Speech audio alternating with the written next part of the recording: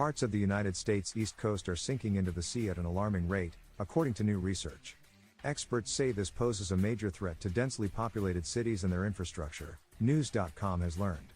Researchers from Virginia Tech and the U.S. Geological Survey found that parts of the Atlantic coast are experiencing subsidence, or the lowering of land, at a higher rate than the sea level is rising globally. Particularly hard-hit population centers include New York City and Long Island, Baltimore, Virginia Beach, and Norfolk, posing a risk to roadways, airport runways, building foundations, rail lines and pipelines, according to a study published in Proceedings of the National Academies of Sciences on Tuesday, January 2.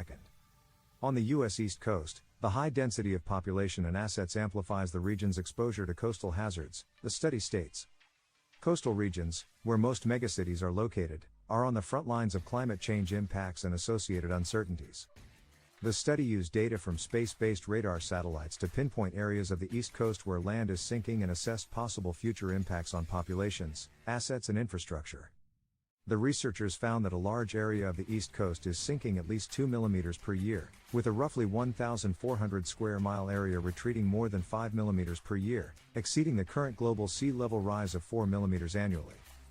This, according to the study, affects a maximum of 2.1 million people and 867 properties.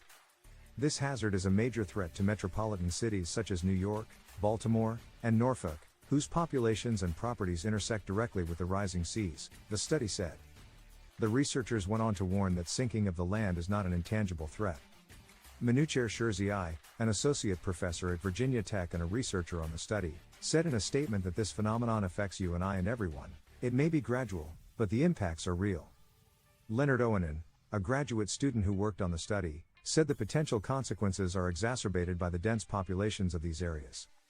The problem is that the hotspots of sinking land intersect directly with population and infrastructure hubs, Owanen said. He explained that airports and railway systems are affected by subsidence rates exceeding 2 mm per year. This could lead to damage to these critical resources as well as increased flood risks. Continuous unmitigated subsidence on the U.S. East Coast should cause concern, Owanen said. The study provides data that can be used for coastal disaster resilience planning, and emphasizes the need for a targeted approach in transitioning from reactive to proactive hazard mitigation strategies in the era of climate change, according to the researchers.